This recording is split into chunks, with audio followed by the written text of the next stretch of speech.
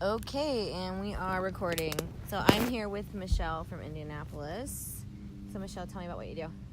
I am an entertainer, exotic dancer, And how long have you been in the industry for? 22 years. Holy fuck, girl. Fucking Christ. It's a long ass time. This is long. So what year? What year was your first year? Oh God, 1990. I want to say 1996, 95 maybe? 1995. I started back out like at home in Dallas. But before I did that though, I did lingerie modeling. So how old were you in 95? 19, right? But before that, you did lingerie modeling before you were 18. I did lingerie modeling when I was 18, before I danced. I did. Because you guys can't, as we're recording this interview, people can't see what you look like. But what size are your breasts? 38G. Yeah, they're like the largest natural breasts I've ever seen in my life, in real person, for real. 19.6 pounds. They're together. 19 pounds? Together, they're 19 pounds. Holy fuck. Holy shit. 19 pounds? Girl. I know, shit's heavy. Mm-hmm. Have you always, were you like that when you were 18? Or what? Because they're natural. I was only like maybe a D cup when I was 18. My boobs didn't start getting this big till I was like 30. They just kept growing. Are you serious? Like when I started, when my metabolism slowed down and I started gaining weight, like the majority of my weight just went to my boobs. Yeah, but you're not, I was going to say, you're not heavy like that. No, it was just like my doctor just said that's where your fat stores are. Yep. It's in my titties. Lucky for you, bitch. Lucky for you. So I'm not able to fucking walk anymore. I'm going to have a walker for my titties. Shit. Be like, what? Shit, I wish that's where my fat stores went. Hell yeah. Ass and titties. I'm going to be like that grandma, meme you see with the saggy titties down to her knees. Stop it. They're so plump and voluptuous. I think you're good. All right, so you started lingerie modeling. Why did you stop lingerie modeling? Because it weirded me out. Like lingerie, have you ever done lingerie modeling? I mean, you know what kind of modeling I've done. It was pussy modeling. we had to keep our. It was like full on. You had full on bra and panties on, like lingerie, and you'd go in there and you'd literally give a guy a massage. They'd pay like $300 something for like an hour, and you literally give them just a body massage, nothing sexual. But when you were done giving them a body massage, the guys were able to touch themselves while you sit in the corner and they jerk off. Yeah, that's fucked up. Isn't that just weird? So I did that for 4 months. I just couldn't do it. But it's called lingerie modeling. Were you ever was it print ads or anything, or is it just that's what it was? You were modeling for a client. Yes. Okay, so it was personal modeling, is what it was. No, you weren't. Well, no, it was no. You weren't. No, it was a company. Right, but I'm saying is you're modeling to people on a personal level. Not they would come to a building. It was I wouldn't go to their. Yeah, it wasn't like out call stuff. No, it was like in an office. Like there would be like 5 or 6 rooms, and there was like cameras in there where a guy was watching the show all the time. Is that like one of those places when I drive by and it says girls, girls, girls? Girls, girls, girls. You know what I'm talking about? It's like they're like little buildings, and it's just like live nude girls. But I know it's not a strip club. Are those the buildings I'm driving past? I don't know if they have those here. There's one in Chicago, and I've never gotten the full story as to what it really is. It's kind of like a peep show. I could see that. I could see guys still doing peep shows. I guess they do they feed money into a meter, and it opens the shade. And the girl just the girl's in there doing fucked up shit, yeah. Yeah, so that would be a great fucking strip club fucking idea. Just have fucking a strip club where you do have little fucking cases of women. In each case, there's some kind of different sex act being done, girl on girl, dominatrix. That's what I've heard those places are, but I've never gotten the full story, and I've never been inside of one. We could go. Oh my god, we should go to one. I wonder if I bet there's one in Indy. I bet there's a fucking girl I'm show. always about doing crazy shit. Fuck yeah. So it was okay, so that was and then, I would understand why that would weird you out. That weirded me out. So But that's in Dallas? That was in Dallas, and then I was staying with a friend of mine that I had met through, I think, work. And their brother, his name was actually was like, well, you should start dancing. Just go dancing. First day I danced, I ran off the stage crying. I remember my first. Do you remember your first? Like, Oh, I remember my first one. I thought I was going to throw up. Do you remember the first song you ever danced to? No. No, I was way too fucking nervous. I can't remember hearing anything. Mine was Def Leppard, Pour Some Sugar on Me. Oh my God, you had the OG stripper song as your first dance. I fucking never forget that fucking song. Always. It's like every time I hear it, I'm like, oh, my first strip song.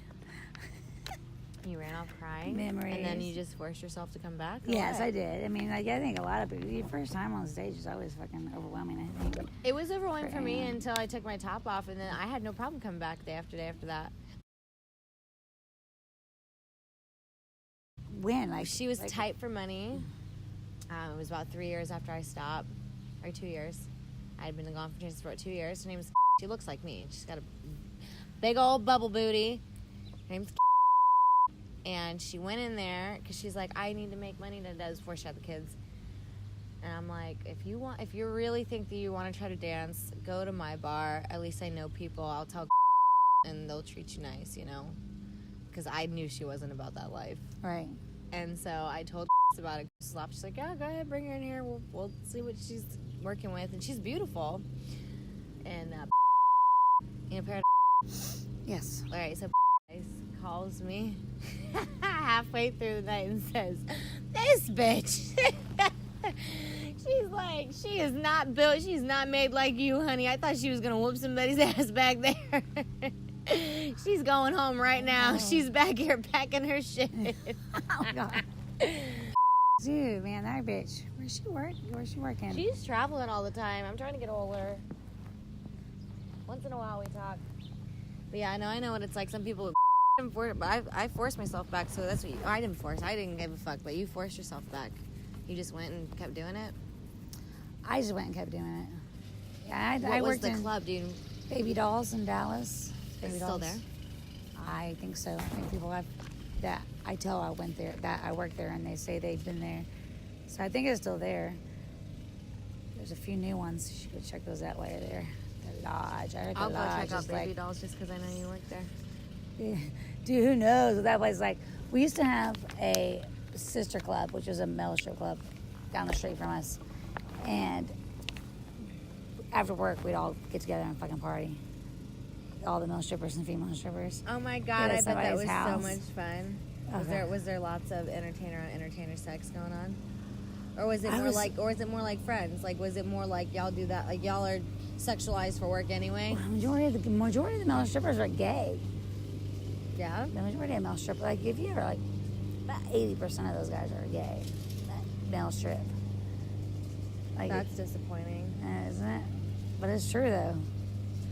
I don't know how the fuck they do that job, being gay and then having women touch them all over. So you started the laundry modeling Baby Dolls. But how did it start? Like, what was the reason behind even lingerie?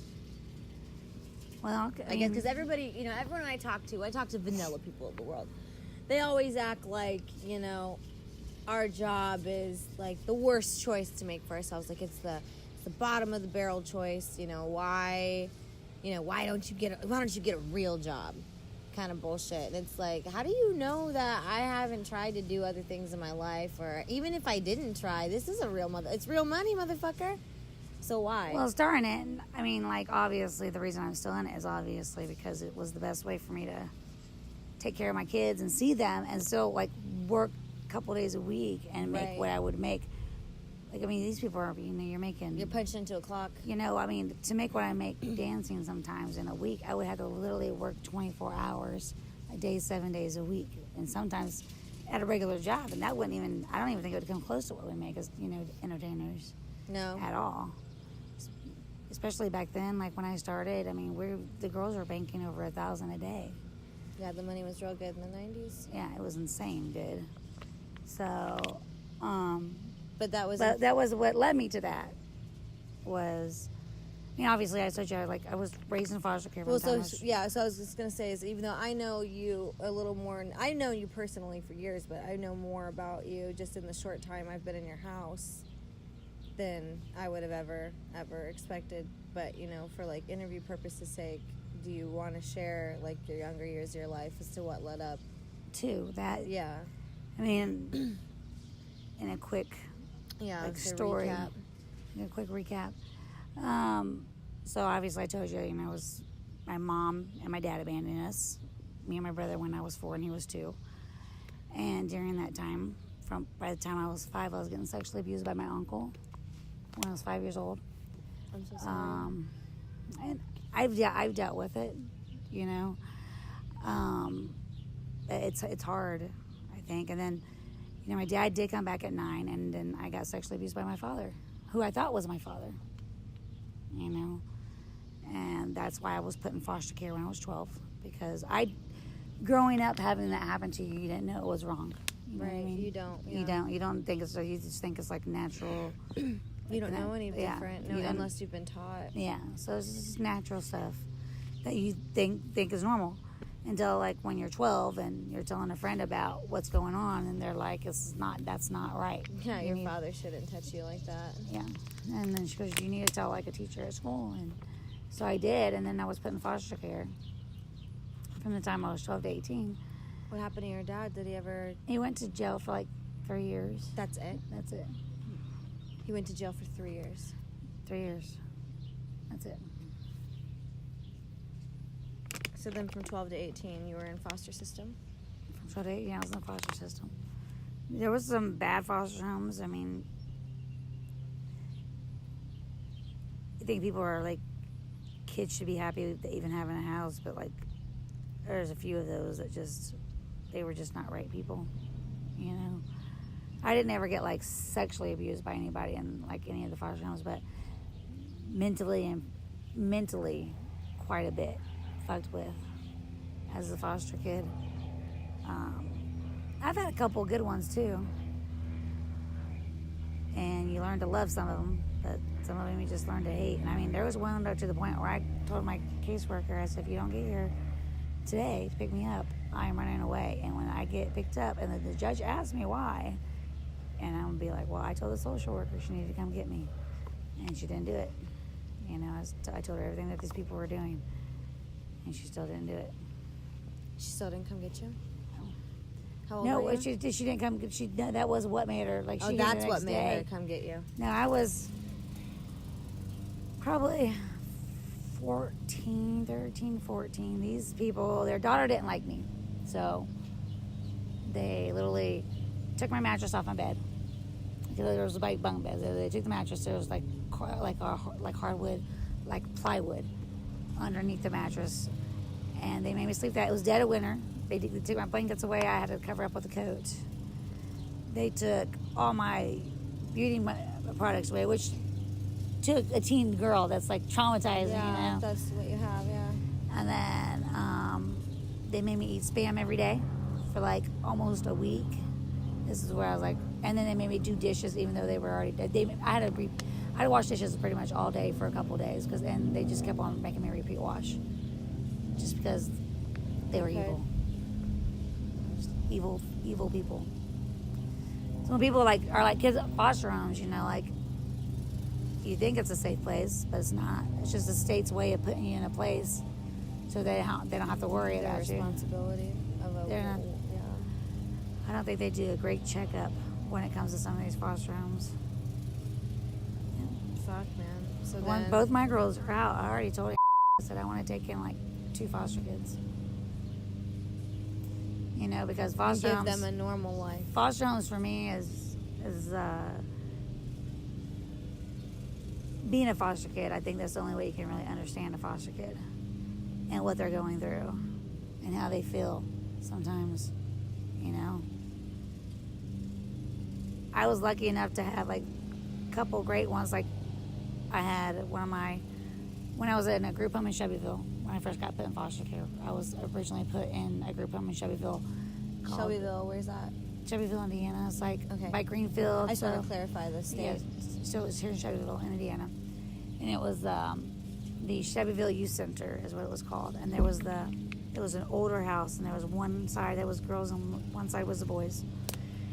And they ran it like you're like on a point system. You're in group homes, you're on a point system. You literally have a point card, If you fuck up, you will get negative points, but you'd have to get a certain amount of points just to get your privileges for the next day. You know, so you'd have to say you had to earn, if you're on level 1 when you first come in, and you have to earn like 10,000 points for the day, in order to have your privileges for the next day. So, I mean, it does everything from volunteering to do stuff, obviously doing all your chores, making your bed, your homework, you know, certain things would give you certain points. Like, it could be something as small as I could tell, hey, sorry for, in the middle of a conversation, sorry for interrupting, you know, and then she'll, Diana, you know, you interrupted the right way, so you get like 1,000 points. Things like that. Yeah. But I tell you what, those group homes, they are what I contribute to how I live as a person, like with cleaning, you know, like cleaning and cooking. I mean, I wouldn't have learned those things. I mean, today, You're a fucking bomb-ass cook. I need to put this on for the record that Michelle can make some motherfucking pumpkin rolls. Let me just tell you. you know, that's what it's funny because you came in and you said that, and all the guys, we had just literally had done. Literally, if I leave without food from you, I'm gonna be so mad. So I just need to mail you a pumpkin roll. Yeah, I just need a pumpkin roll. Where is that shit? That's the.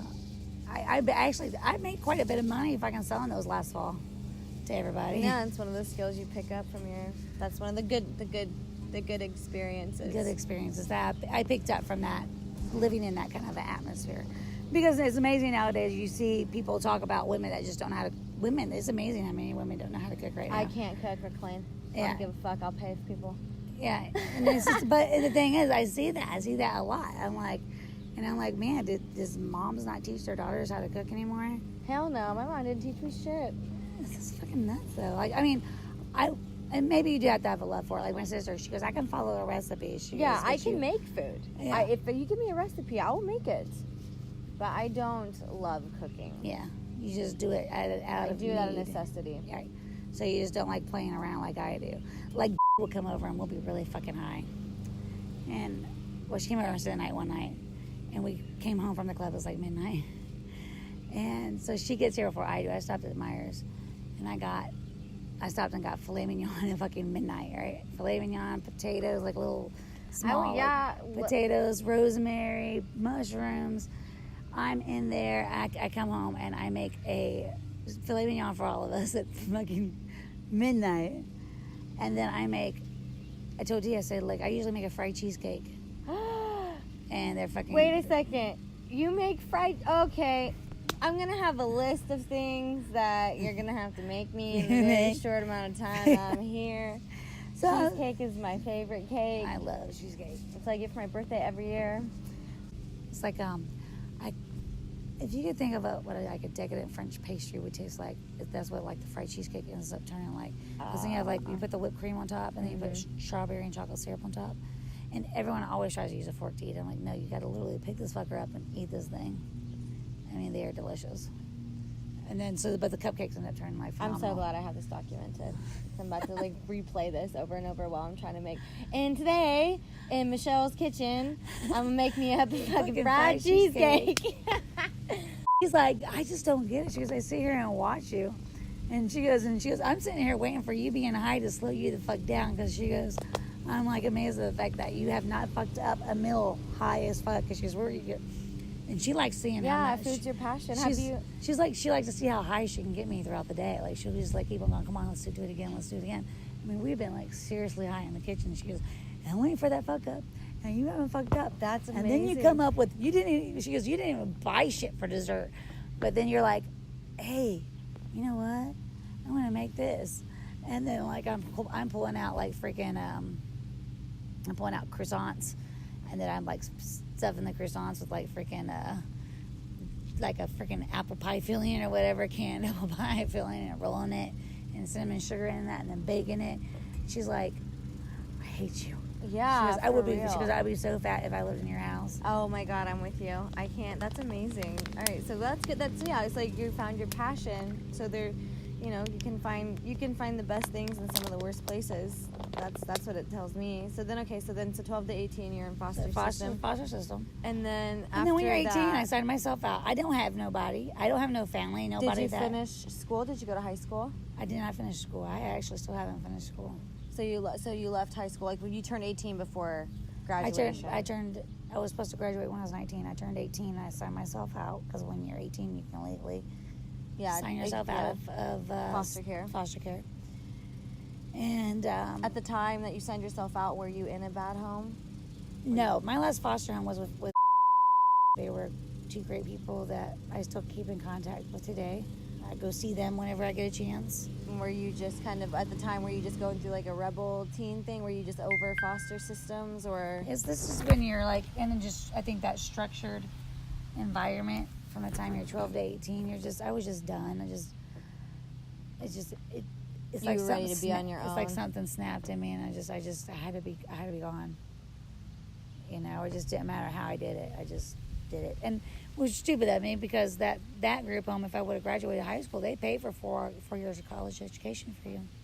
And even though, but you're not thinking about that when you're 18. Fuck no, I wasn't thinking about that. But I just wanted out, and I didn't have no family, so that's why I started doing what I was doing. So how did you find the lingerie thing? Did someone tell you about it, or you just kind of like drove up on one? I think it was like an advertisement, if I remember correctly. This is so long ago. But I think it was an advertisement, and I went there, and like I said, I worked there for 4 months, and it was just too much for me. I mean, because I'd only had sex twice in high school. So at that time, you were 18 years old. You had only, like, consensually had sex twice. I had only sex twice. Like, I literally, which I'm sure and both times I ran away for that shit. I mean, that's how structured that, you know, you just didn't get out and do that kind of stuff. I mean, they kept their eyes on us like hawks all the time. And I'm sure that would blow people's minds going is you're working as a lingerie model, but you actually have never. No, and so for me, really so it was like experience. Yeah, and I had never seen that kind of crap before, you know. So it was it was a shock every day. I think doing it, but you do it because you're making good money. I mean, because I think we were getting like 60% of the $300. I was just gonna ask, what was the rate if you can remember it? I think it was like 60-40. And what would you? Okay, so let's say I'm a customer and I walk into this place, and I want to watch you for an hour or whatever. Was it always? You know how like when you're in the club and it's like there's VIP and then there's champagne rooms, Right. So was it like that, or was it all one flat base? It was one. I think there was half-hour ones and then there was hour ones. More than not, most guys because To do an hour. They did the hour. So if I wanted an hour, what would I get, and how much would that cost me, and then how much would you take? So it was like, I think it was like generally like what, $350 for an hour, and the house would get 40% of that. So what? So probably about 200. What? 2 something? You only get 2 something of that. Yeah. And then what would I get as a customer for that hour? You pretty much, I mean, we'd give you a body massage, but not touch your genital region. Yeah. Clothed or unclothed? And full bottom or full bikini, or like a lingerie top and bottom. But what about the customers? They could be fully nude. Okay. And then you get massages, and then the last 5 minutes, if the guy wanted to, you would go like sit over in a corner and he would check off. So not all of them did it, but some of them did it. Yeah, I'm sure a lot of them did. Still gotta be weird when you're like sitting there staring at somebody. Yeah, in the just corner watching and them beat off. Yeah. So you did it for 4 months. Did that for 4 months now, and then a friend of mine told me that I needed to try dancing. And I started working at Baby Dolls, and danced there for a while, and then I met a boy when I was like, I was probably there like much longer than like a couple months before I met a guy that I really liked, and they moved in with him and his family. He was still living with his parents because he was going to college, and they were Bulgarian, so that was interesting. And I went back to a regular job for a little while, and then we got our own apartment, and he was psycho. Like, literally had me on like controlling, or like, Yeah, very controlling, and would like blame me. Like I would never even leave the fucking apartment and blame me for cheating on him. And then like literally, I had to move. That's when I moved back to Indiana. I was 20. I moved back to Indiana when I was 20. I was gonna say, so you went from the reason you were even uprooted from Dallas was because of the foster system. When I was 9, my dad moved us up here to Indiana. Oh, okay. Then, when I was 15, the state of Indiana thought it was best for me to be closer to family I had down in Texas, so they moved me to their group home in Texas. And then when you turned 18, then after you danced the baby dolls, then met this guy, and then I was with them until I was 20 in Texas. And one day, he like literally was on top of me, like covered, like sit on my chest, had my mouth and my nose covered, everything. I blacked out, and he had put a gun like in my mouth another time. So after that, like when the blackout thing fucking happened, I came up here. I moved up here, back to Indiana. I had to get away, and it took fucking like 6 years. He would still like freaking message me and everything for like the longest time. Actually, I got a video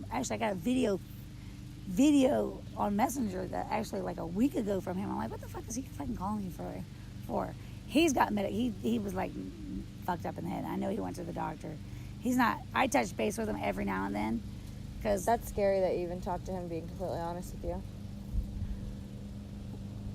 He wasn't like nuts the whole time. Yeah, but only a couple of times. You know, I won't put my opinion. I'm supposed to be a journalist right now. I won't put my opinion on you. I am a big believer in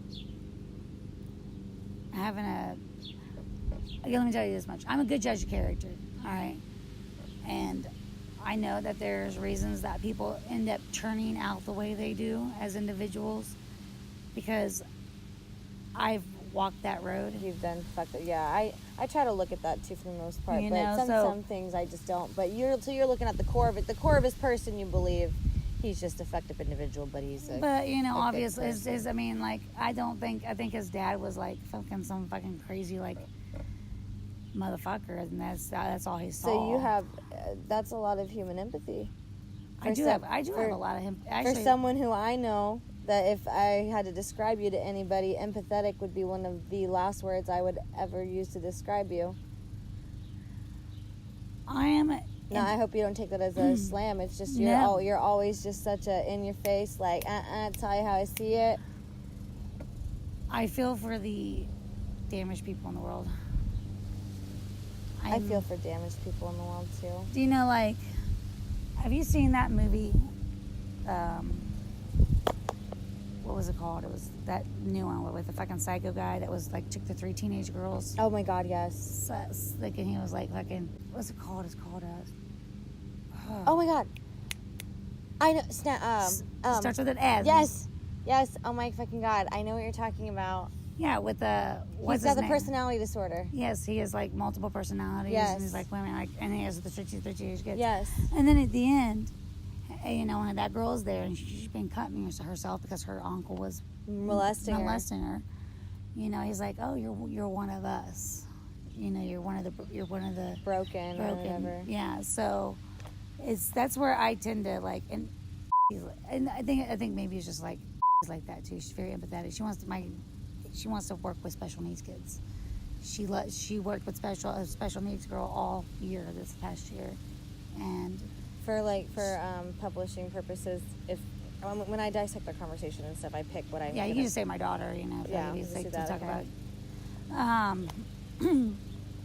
But I do have empathy. I mean, I feel for girls. I mean, there was a girl recently that used to work at the club, and she put on Facebook, I have nowhere to go right now. I'm homeless. I've been evicted from my house. It's like 11 o'clock at night. I've babysat her daughter before, you know, for her. And she's like, I need somewhere to stay. So, you know, I told her to bring her and her daughter over here. And she had been going through like a bout of depression where she hadn't been working and obviously not taking care of her bills. And I told her that, you know, I told her to come back out to the brass and get rehired and earn some money. And I said, you're going to stay with me for the next week or two, however, you know, it's going to take a week or two for you to at least get some money together. Yeah. And figure out what you're gonna do. And figure out what you're going to do. But I was more than willing to let her stay here because I wouldn't want to be that person in that situation and not have nobody. She's not even from here. She's from Florida. Like, so she barely knows anybody out here. Yeah. You know? Now I'm all my friends that really know me know like how much of an empathetic, like my friend, she's like, she can't stand how empathetic I am. She's like, she won't help. No, she'll help her friends, but she doesn't feel sympathy for nobody when it comes to that. If she think they've put themselves in that situation, you know. But sometimes you don't have no control of it. Even if it is your fault, sometimes you just don't have control of it. Yeah. You know. I'm very empathetic myself. I completely understand. So then, I was like, do you need me to pause it while I'm out here? Yeah. Oh no, you're okay. Just gonna check on this thing. Milo. Okay. That's such a fucking shit. Hey, pumpkin. I'm interviewing your mother for my book. Say, do the girls know what I was doing out here? Hmm? Do the girls know what I was doing out here? Oh, okay. Oh yeah, I told them about it. I share pretty much everything with my kids. That's cool. I like you. I love your parenting style. I don't hide nothing from them, and I don't tell them not to do anything. I'm just like, if you're gonna do it, just come to me first, so we can like do the right things that we need to protect you for whatever. Yeah. You know, Protect you from yourself. But you have to be like that. I think And you're too such many a good parents mother. nowadays you wouldn't have, and that's what's great about the title of your book, Sex in the U.S. You wouldn't have this kind of judgmental bullshit in like Europe. Sex is so open there, you know, and in America we're just so closed off to sex, and it's ridiculous because sex is the most, like you said, it's the most natural thing that you can possibly do. Like being, or even It's primitive. It's the original form of everything. It's the original form of expression of love. It's the original form of currency. Unfortunately for us as women, our original history is we were bought and sold off like goats at one point in our history. I know. Sex has been something that's changed the hands of people from the beginning of time. And, you know, I talked, you know, from my own experiences in sex, I, myself, had a very unhealthy relationship with sex until I was an adult. And about when I met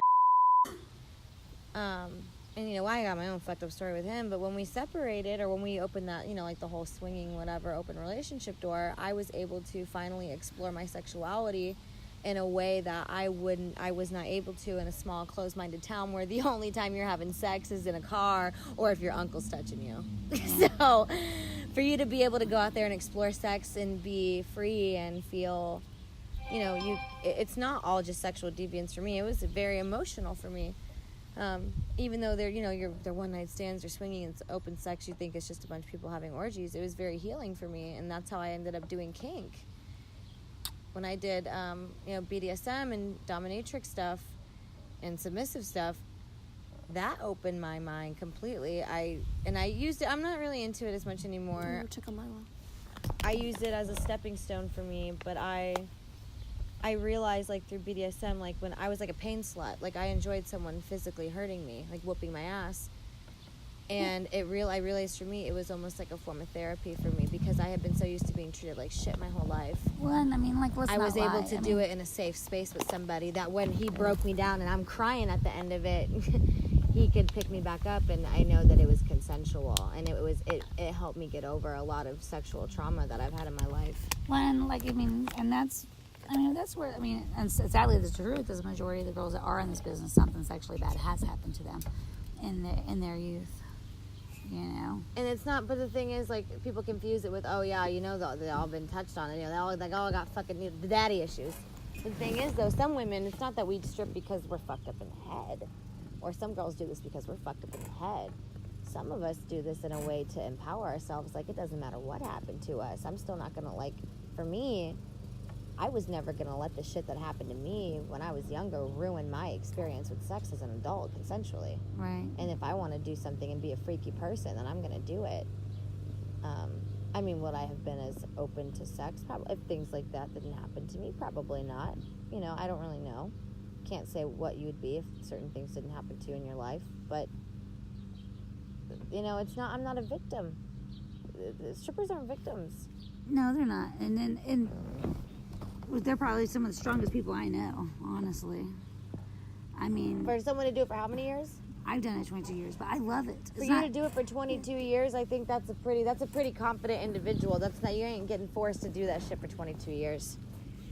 You're not a victim. My brain needs it. I told it to someone asked me that the other day. I'm like, I couldn't do a regular job. I said, I know I'm good. I have hobbies and I'm pretty good at anything I try majority of the time. And I could have a great job in sales because I know how to talk to people. I am very social. I thought I could do sales too. I tried to sell Cadillacs for 2 months. It was working for somebody else. I couldn't fucking do it. I got treated more like a piece of ass in the fucking Cadillac dealership than I did on the strip club floor. And it's the way it is, though, like freaking in regular jobs. Guys are Or trying sexual to. harassment. So from my guys are boss. trying to like get you to like really like them, so they're more presentable and approachable than they are at a regular job. And I have like the Me Too movement, which is, I think, honestly, has blown out a proportion a little bit. In Yeah, the the extreme. original concept is a good idea because we, as women in the workplace, we do face a lot of stigma. But when the girls are crying wolf because they got too fucked up and let somebody finger bang Not them. even that. Like, I mean, they're just taking so like just like certain things. Like, I don't think like some of the things that are being said, like when guys say something and they're obviously sexual, and the guys are like that. I'm like that. Hell, I talk like that to people. Right. I was at the freaking Japanese steakhouse with my friends for my birthday, and I'm like, oh, look, buddy, you better just come here with like just your apron on and cook for us. And I'm like, I like how aggressive you're being with that meat. I'm the same way, but it's not because I'm really. It's just all in fun. Right. And I think a lot of things a lot of women have taken some things that guys probably just say in jest or whatever, and have made it into this big. There's a difference between comedy and then creeping, yeah. It's. But there are lines that shouldn't be crossed. But that's the extreme, the cases that we make examples of, like, you get hit on. That's what happens. But you feel scared or threatened. That's a completely different story. Oh yeah, and it's even our business is scary. I think every day. It is scary, but I guess I talk to other people. Like my mom, my grandmother, my mom not so much. My grandma though is terrified. How could you? She's afraid for me all the time. I get that shit in the real world. I just went to go wash my fucking car. That you pull in and you wash it yourself. I'm sorry, I'm sorry. It's like a little one-lane car wash. You pull it into the garage and it's open on either side and you spray it yourself. I put my whip in there to wash it up, and a fucking guy follows me into the garage, and he don't want to leave, and he just keeps talking to me, and I'm just trying to wash my car, and I'm trying to be polite, and I'm like, oh yeah, thanks for the compliments on the car, and he got aggressive, like wanted my phone number, like all this stuff, and I'm like, no, like I'm not interested, and he wouldn't take no for an answer, and then he left. I thought he left. He came right back with drugs, trying to get me to do drugs with him, and I'm like, listen, motherfucker. Fucking what? Get the fuck out of this car wash. Like, no. And that's the thing. So, like, that shit happens to me in everyday life, and there's no bouncer there for me to be like, Chuck, get this motherfucker. Doesn't bother. I mean, yeah. That's everyday life for some of us. it is like everyday life. I mean, it's scary. Like, I mean, I go to the grocery store, and people are like just looking at my boobs, like, holy fuck. I mean, I get they're big, but. Somebody at CVS said something. Are those real? There's a 20-year-old boy that he's like 20, he has to be like 20, 21, young. So I was on my way to work at the track to park cars, and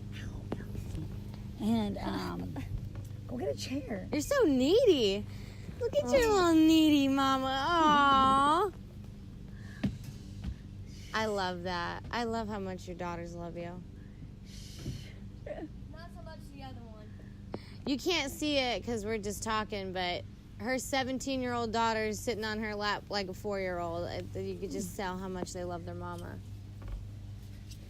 She does love me. Little brat. Fuck. But he did. He goes, he's like, I'm in line, like, so obviously he's like looking at me. And I have one of our shirts Make Me that say Smile. boobies make me smile. And he goes, so, are they real? I'm like, what? He goes, are they real? He says it like a really low voice because obviously it's going to get caught. He's going to get in trouble for even asking that question. And I don't even say anything. As I'm walking out the door, I'm just laughing the whole time. As I'm walking out the door, I just said, yes, they are. I can make me walking out the door. Oh my fucking God. And actually, that was the one point I was going to get to, a different point. I'm trying to go through your timeline. Because, you know, it's different. We know each other. We can talk. When I talk to some people in interviews, like, it's like we're just straight to questions. But, you know, we can go off for hours and talk about this shit.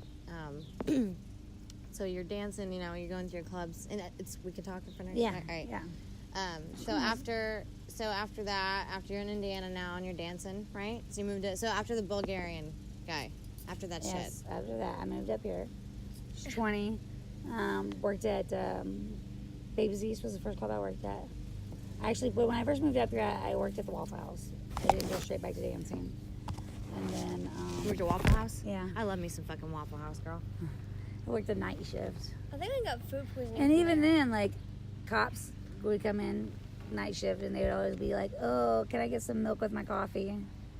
You know, stupid shit like that. You know, stuff you deal with, even with, like, law enforcement or firefighters are the same way, you know, like, these are people that we're supposed to respect. And they still After recording, I'll tell you a fucked up story about a cop. treat you like shit. Yeah, they treat you like shit. I That's mean, why I can't stand when cops come into the club. Like, some girls can really work it, but I have my own fucked up experience with one, so I won't give them lap dances. You hit me? Oh, I thought you need something. So then Waffle House. So why did you go back to dancing? Just Waffle House wasn't cutting it, and you already I had a just needed- taste. yeah, I You just already had a needed it. taste of the money. You already knew. I already knew what the money was. I needed money. I needed a lot of money. I needed to get my own place. So I started working at Baby's East. Was there. I met my best friend there. We've been best friends for 20 years. And she was a customer, not a dancer. Her and her boyfriend were customers during that time. That's hilarious. So, yeah. And then we just like hit it off, became friends. And since then, you've just been working clubs for. That was what year was that? That was when I first moved up here. It was like 90s. I want to say 96. 96. So it was a year after. So you from 96, starting in 97, yeah, something yeah. like So that. about 96, 97. So then from 97 to Well, yeah, I was now- 20. Okay, that's right. No, because I was 20, so it was 97. So 97 to now, you've just been working clubs in between. I've worked clubs. I've taken 2-year hiatuses. I mean, I've taken breaks. You need breaks. You get burnt out, you know, in that business. But yeah, I took breaks. And then you do other things too, like golf outings, and you said We do- parking cars. Like, I park cars. Yes, I have a friend of mine that owns a house. So I park cars. Literally just park them. That's all I do. is it like I'm not parking in cars. Is it like a sexy valet kind of thing, or is it just you're a valet? No, I just literally, he owns a house there by the track, and I dress up really nice, and I just pretty much tell people where to park for the day, and I make like almost $1,000 for a weekend, just for 2 days. Yeah, so parking there's my car. more jobs than just. No, I do other things. I mean, I do the house mom position at the club I'm currently in right now. Which I think is perfect for you because you have such good guidance with that, and you're real good to most girls. And so I'm pretty much like the floor manager, and I do like majority of the work. So, but here the thing is, though, I think you are a unique case. If I talk to other women who are in this industry, you know, we talk about shelf life because it's a very real thing. You know, when as women, especially working in an industry where we depend on our physical appearance to make money, there is inevitably a shelf life for all of us, every single one of us. Because And for me, like in porn, there's a classic example. I walked into porn at 23 years old, and I was already at the end of my shelf life. Porn is you have your parameter is 18 to 25 for the average looking female, because you know that you peak at a certain point and then you go downhill unless you keep up with yourself. And if you don't keep up with yourself, or if you just are naturally disposed genetically to age faster or look differently, then you have to take a break. And if you're still hot when you're a cougar, you come back and you do MILF porn. But in between those years, you know, there's not a whole lot for you to do. And that's most women. I think you are a unique case, and I hope this doesn't offend you. I think you're a unique case because of the size of your breasts. Oh no, it is. Like Definitely. you are a unique case in that I've never seen breasts that large, and I don't think you've aged a fucking day in your life. I call you a motherfucking vampire. I saw you 7, almost 8 years ago, and you look the motherfucking same. But besides that, you know, I think that's you have a luxury that most women don't have. They can't take 2-3 year hiatuses and come back to it because they don't look the same. There's some girls don't. You know, but I And think even if you age in other areas, thing you're is, gonna though, have those knockers. The thing is, though, I've learned in the business, I mean, quite honestly, it's amazingly how much it's not dependent upon your physical attraction, because there's girls I've worked with in this business that are not attractive I've seen whatsoever. them. Those runners, that they fucking hustle, boy. And they do hustle, and they're not doing anything special. They're not doing anything that you normally wouldn't do. Like, Yeah, they just everybody give you assumes regular, that they're just ugly basic- and they're giving blowjobs in the back. Right, and they're not, because I watch, and they freaking don't do shit. But you know why these guys like these girls? It's because they have a personality. It's the way they I talk to tell people. everybody that, I tell the girls that come into my club, I'm like, look, you guys are young, so you really don't know how to talk to people. But if you want to make money in this business, you need to learn to get to know people, sit down, have a conversation with a gentleman. That's what they are impressed with the most. Guys are more impressed when they come back, say 3 months. Yeah, the from, party guys that come in on the weekend, they don't give a fuck. But your regulars that are going to give you that real money, they're the ones that are sitting down with you for hours. For hours, and you're sitting, drinking, getting to know each other's lives. You know. Sometimes from I've seen from my regulars that I have over the short years that I danced, every regular I've ever had is more interested. Of course, they talk to me first because of physical appearance. That's just like anywhere else in the world. Yeah, I mean, obviously, when I When you're first get attracted tips, to somebody, you're like, holy crap, look at how big those boobs yeah, are. your initial thing is that's the whole point of it. But when they get to know me and talk to me and become a regular with me, they are more interested in the intimacy or the feigned intimacy in our relationship, because most of the time they don't have intimacy at home. Right. They don't. That's not like they don't have intimacy, but they're not also getting that Attention, that attention, one-on-one. that someone to talk to. Like, I feel like, honestly, like, you're a therapist the majority of the time. Definitely. And just talking to them just about their daily problems. That's what I did. Fucking guy who come in all that money, he come in $1,200 every Tuesday night a chance to, I don't even know. I can't even imagine the money he gave Sabine, because if he gave me $1,200 and I really didn't get that deep with him, I can only imagine the kind of money he gave that girl. He talked about his life, and he just kind of needed to decompress a little bit, and he liked a mature conversation, and I gave him some lap dances. I made some moaning noises at the very most, but most of the time he was rubbing my back and talking about life. And that was the most money I made from somebody as a regular once a week. He never tried nothing. He never tried to fuck me. He always wanted to go on a date outside the club. He'd be like, would you ever want to go get pizza or something? And I would never do it. I've never met anybody outside the club. But there was never anything shady. I remember a girl getting into a fight with me at Chance's. A girl that she wasn't there for very long. She was kind of new, and she walked in on. She started mocking me in the back, mocking my moaning when I would dance for. Like, oh yeah, like, oh girl, and then I'm like, and I just laughed and I said, I'm like, I'll do a whole lot worse for money. I'll do a whole lot worse than that for money, bitch. And she's like, yeah, I bet you would. I bet you're back there, And I'm like, I looked at her and I'm like, if I was fucking and sucking, you think we'd have to come back here for it? Very true. Did you barely get away with that kind of crap at fucking Chances? We got yelled at for guys even touching your leg. Yeah, there wasn't nothing like that. No. Dude, there was nothing. There was no space to even do that in. Like, that room was so open. Yeah, people just assume, but yeah, no, intimacy. And that's why, like, another reason, there's so many layers and facets to this book that I'm trying to relay. It's almost too much to get one message across, but that's another thing is sex work is important. It provides a service to people. It's a release that they're not It's getting. a release. So there'll probably be more guys out there that probably be like a little bit more psycho and probably Fuck you'd be yeah, seeing they a lot would. more crazy shit happening. If you crack down on clubs and escorting and all these other outlets that people use to kind of stabilize themselves in a mental capacity, you're opening up the world to a lot more violence and sex crimes than you are stopping it. Exactly. And there's so many sex crimes going on right now. It's sickening. So. But so yeah, you've worked all the kinds of jobs. You house mom now. That's just wild. But yeah, like I said, I think you're a unique case, and I personally, if I had to look at you, or I'm just gonna ask you. I'm just gonna stop being a friend. I'm gonna be a journalist. So, with the shelf life conversation on the table, Michelle, there's no way you're gonna be set. I mean, if you really want to look at it, do you see yourself at 60 years old dancing at the club? Oh, hell no. And then, okay, so then do you have a plan, a retirement plan, or do you have a retirement plan? Yes, well, I know that pumpkin. Do you have a retirement plan or any other plan for the future where you can support yourself financially after dancing? Yeah, I want to start my own food truck. Fuck yeah, girl. So I've already got the plan. It's going to be called the... Yeah, the best. Yes, the... You heard it here. You heard it here first, folks.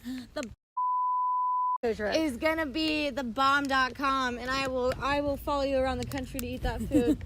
Oh my gosh, I don't even know if I can talk about this stuff until the book's ready to publish. I know you're gonna do it because someone's gonna steal this idea. It's a fantastic idea. I'm gonna have to keep this low key. I'm just gonna talk about your cooking because you better do it. Are you saving for it right now? I already have a couple people that are willing to finance the whole project, but so I don't you know have if investors, but have you actually? I'm talking about have you logistically sat down other than this glorious daydream of a food truck? Have I sat down and know what it takes to start one up? Oh, I know the money. I know everything I need to do. Yeah, you'll blow up with that. I'm sure of it. And I mean, like, look, I have working in the bar business, and you may not do it, but I have like friends I meet at the club. They've been to my house for dinner. They've met my kids. They've met my family. These are people that I hold to a high standard.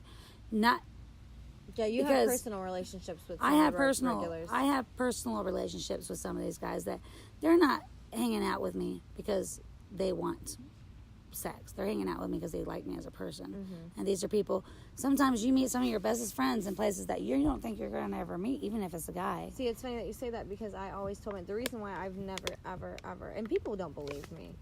Any guy I've ever been with never believes in one day in my life that I've never seen a regular or anybody that I've met at the club outside the club. The only person I've ever seen outside the club is came into the club a couple times before he went out. Is the only man I've ever seen outside the club, and I married him and had a baby with him. Right. I never did that because I always told myself in my head, anyone that I meet inside of this building, I'm not meant to meet in the real world, and I made myself stick to that. And that's not true. I've met some great people in my business. Some people that really care about you and don't expect nothing back in return. And they want you to succeed in life. My friend wants me to succeed in life. All my friends that have had my cooking all sit there and pressure me. She's like, open up a goddamn restaurant. All your friends, you will just make money on your friends. She goes, you'll just make money on that alone. So she goes, you're just your friends. She goes, right. We'd all come every day. But I mean, I don't think people understand, like, when you go to job, it's like going to any other job. You go in there, you get to say hi to everybody, give everybody a hug. Actually, it's more friendly than most jobs. Yeah, it's more friendly than most jobs. There's probably the friendliest job that you could possibly. I mean, really. How many people? It's the most social work you could do. You're not sitting in front of a cubicle. Your whole job is to socialize and entertain somebody. It is, and that's look. I've People always forget that we're entertainers. They think that we're just naked dancers. One of my sayings, as when I talk to people, is, if you can sell who you are as a person, you can sell anything. Yep. If you can sell your personality and make every person in a room fall in love with you, not on your looks, not on boobs or butt or anything, just by your personality, you can do anything in the world. I would say in my whole life, I probably know a handful of people that probably didn't take to me well because I'm just too crazy and too loud and too fun sometimes. But that atmosphere you're perfect for. That's why I still work there. I can't go to a regular job. I can't do basic office answering a phone call. I'm right there with you. I can't. There with you. I need that constant chaos. I need a new adventure every day. And even though it doesn't seem like it, you're still going to the same place. There's something different happening in that place every day. So you're happy with your job? Oh, I'm definitely happy with my job. Yeah. So I've never, there's girls that can't do it anymore. Their anxiety can't handle it anymore or what have you. But I tell them, I said, I love this. I mean, I meet different people every day. People I've never, I met tell in my people life. all the time when I meet people who don't know anything about my past, they just kind of meet me on the street kind of thing, like, you're so, you're different or this or that, like, you're unique or, you carry yourself a certain way. And if I know them enough to talk about it, I'm like, you know what, I always say dancing is one of the best social skill jobs I've ever picked up. I don't think I would be the person I am today if I didn't dance, because I was forced into a position. I've always had a naturally inclined open mind, but being forced into a position where if you don't have an open mind and you don't, you talk to the masses, to any creed, any religion, any ethnicity, any sex, gender, and have an open mind, you're not going to make money. No.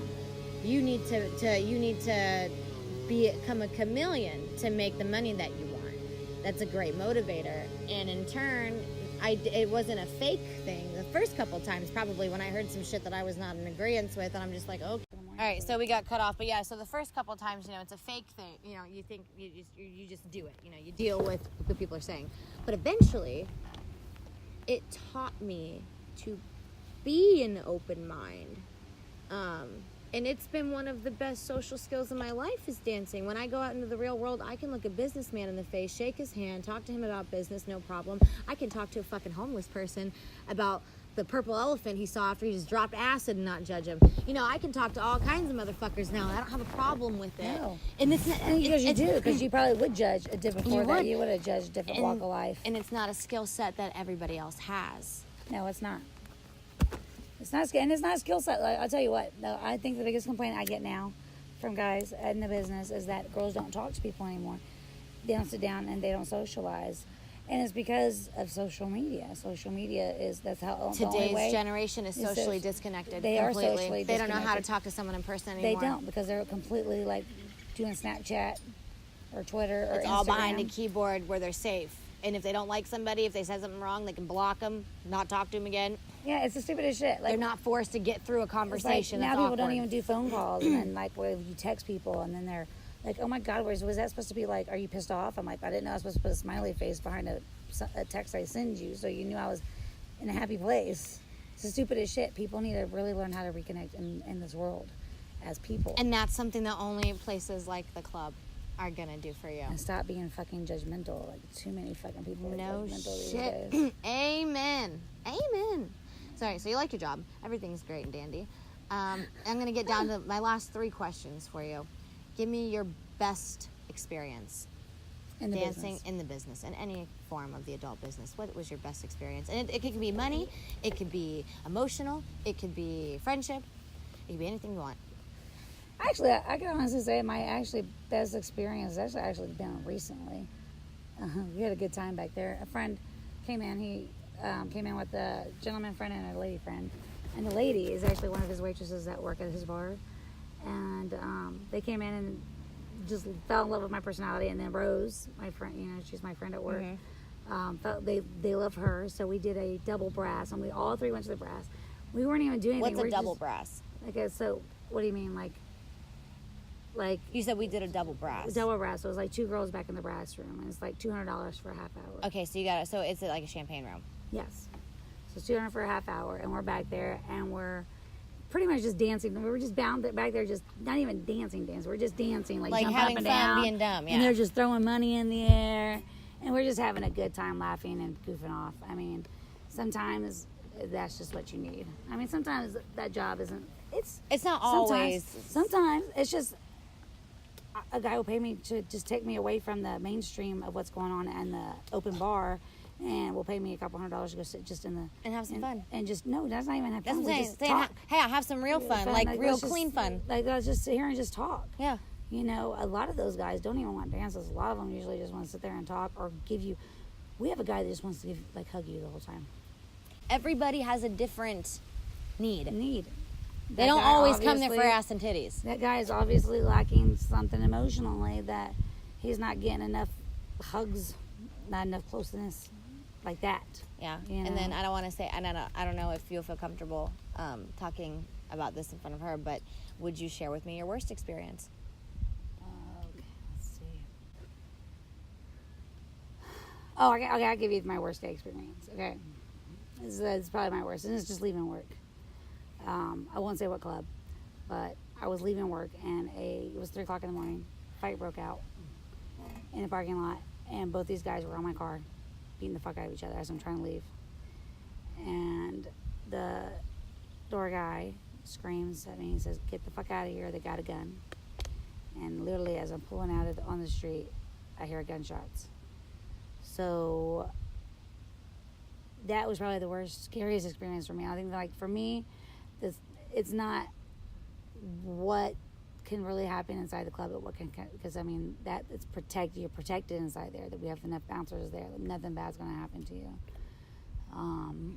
But it's like when you get out of the outside club, world, anything can happen. I mean, yeah, the bouncer can be trying to keep an eye on you, but like once you pass that parking lot, once you I mean, there's plenty of girls that have had stalkers. We have a guy that right now that is just messaging.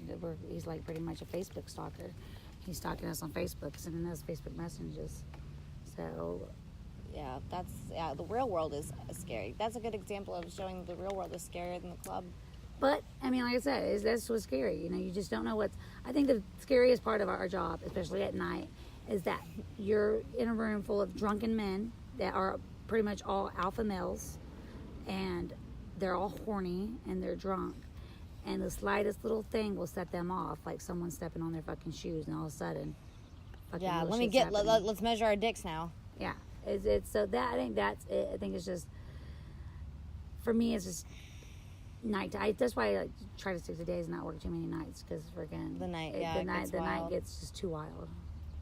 Okay, it's insane. But I haven't had bad experiences, because I mean, I've worked. I think for me, the worst experiences I've had is just seeing these girls that I've worked with and they're missing, and then, you know, found dead. I think that's what's scary to me. That it's and you've known women like that have popped up missing, and you find out personally that they've. Oh yeah. Fortunately, not unfortunately, fortunately for me, that hasn't happened to me yet. I don't know anyone personally that's turned up missing. No, we've had a few, and you know, and then obviously it's scary when the girls OD, you know, because they're doing drugs.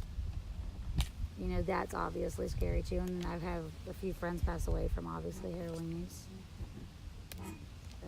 That's the scariest part for me, is just seeing shit like this happen to your friends, I think. Yeah. And there's nothing you can do about it. That's probably definitely a worst case story for this industry. You don't know what's going on the other side of it. You just don't know what's going on. It's like the little things that are trying to tell you, and you're just not really fucking listening.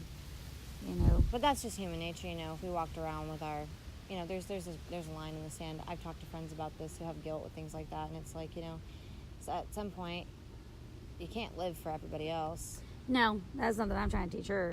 She's like freaking. You can be a bleeding heart. I love people. She is. You can't live for other people. That's how you destroy your life. Like, she thinks I live for other people, but I just like care too much. Because something's going on with one of her friends. Yeah, there's eventually a point in time where, and it's a sad thing, people like you and people like me and people like your mom, we care about people so much, but the sad truth is most people don't give a fuck about other people. And so there's a lot of room for you to be used. Oh, they care about them. They just care about the wrong things. Yeah. And so there's a lot of room for you to be used. You know, you just gotta, you have to, I always say this, you know, loyalty is returned with loyalty. And so if somebody wouldn't do something for me, they're an acquaintance. A friend, I'll get up in the middle of the night and help you bury a body. Oh yeah, you know, she would do that for me. She would do it for me too. She would. But you can't do that for everybody. But you'll learn. You're young. Last question, and then I can turn this recording device off. If you could tell the world anything you want to about your job, and you know that they would listen with an open heart and open ears, and you could actually say whatever you wanted to them, what would you say?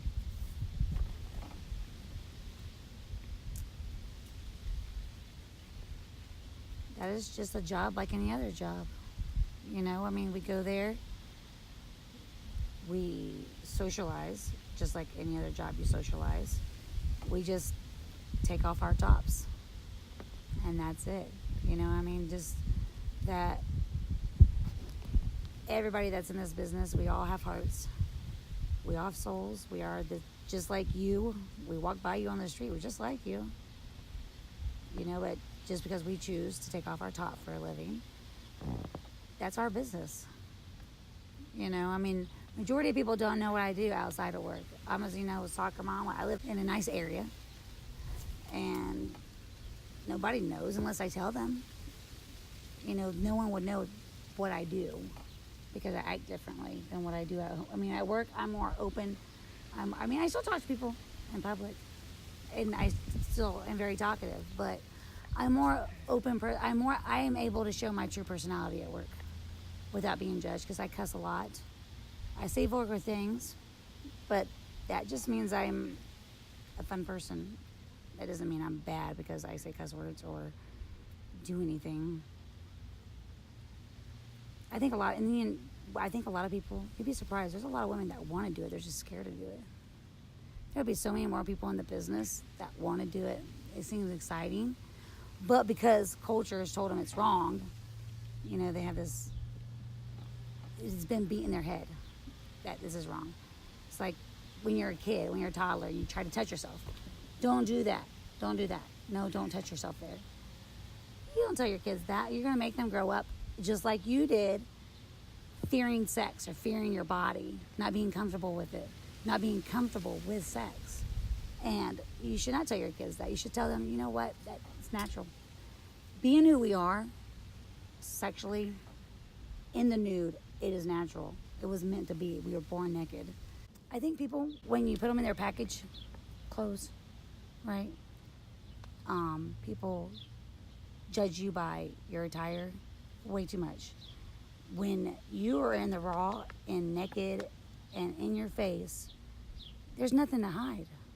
You have nothing to hide.